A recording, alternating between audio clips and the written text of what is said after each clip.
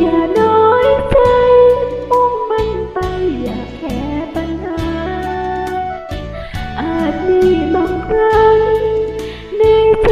ก็ความมีหวังแม่คอยหอบใบปริญญา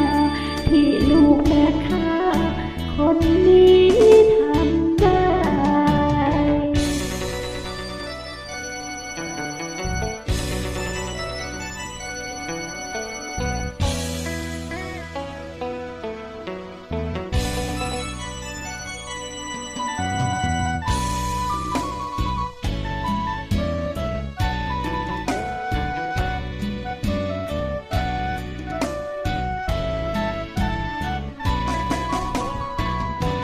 สิ้นเดือนเหมือนกระดังกับแม่สิ้นใจบางคราวไม่พอใช้จ่าย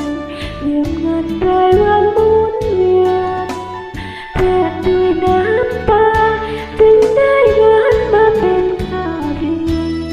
หวังว่าลูกคงภาคเพียรสมกับที่แม่ตั้งตาแม่คอยสานต่อนับตั้งแต่พ่อเจ้าจากไปลูกอย่าน้อยใจมุ่งมันไปอย่าแค่ปัญหาอาจมีบางครั้งในใจก็ความไม่ว่า